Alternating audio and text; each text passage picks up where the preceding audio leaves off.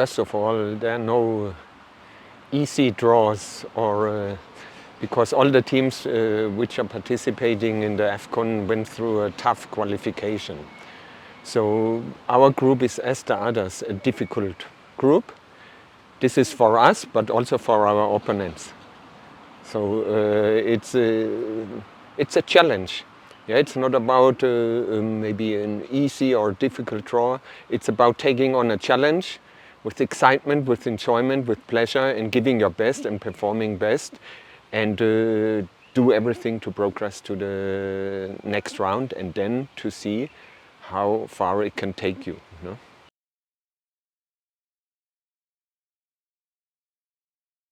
Yes, I think all 4 teams in our group can achieve that.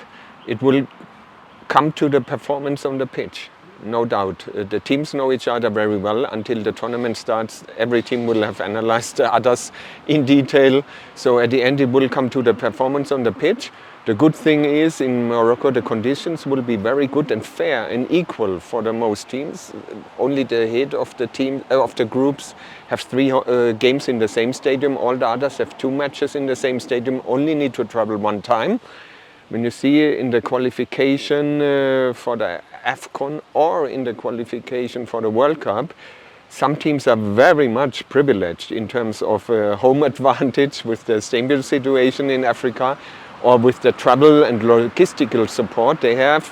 And this will be in the AFCON very, very equal. And I really think if we play to our best, that we definitely have a chance. But you need to bring a top performance, no doubt about that. Yes, because as I said before, we were not privileged. Yeah, as you know, I came quite late. I worked with staff I never worked before. They never worked with me before. And we found very quick a team spirit.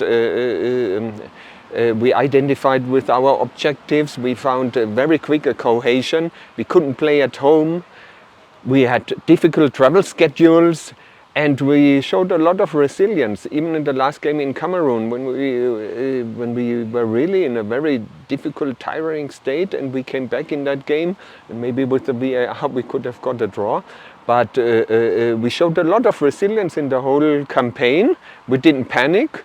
We showed good discipline. We played also good football, in my opinion. We deserve to be at the AFCON, and I think this gives us really a lot of confidence. We still have a lot of space for improvement. You see, the other teams, the coaches are already working Angola and South Africa many years with the team. Here we still have a lot of space in areas for improvement, but it's a different thing. It's not done by saying it. We have to transform that on the pitch in actions. And that's in football always the difficult task. It's not knowing what you have to do, it's transferring it on the pitch. And we must work until December on that. And then I'm really confident.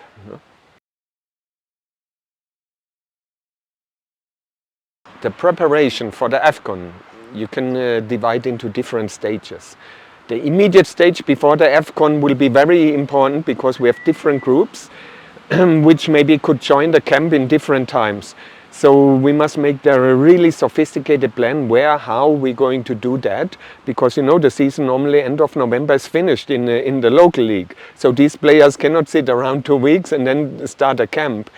And the European based players, or the players from outside, their season is different from Zimbabwe.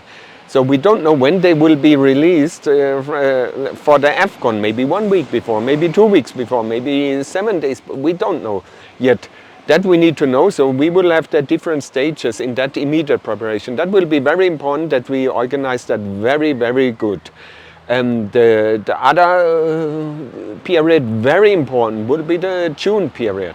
June is a period where there's no qualification match. That means we would have the opportunity to cast a little bit the net wider, to test players, but to make maybe a different approach. I have there some ideas. I cannot give you now some details.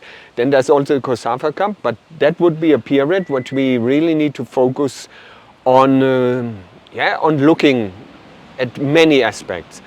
And then you have in between March, September, October, the FIFA World Cup qualifications. So if we see it as a double project, we have two tasks to do at the same time. Developing the team, but at the same time you need to bring performance in the match.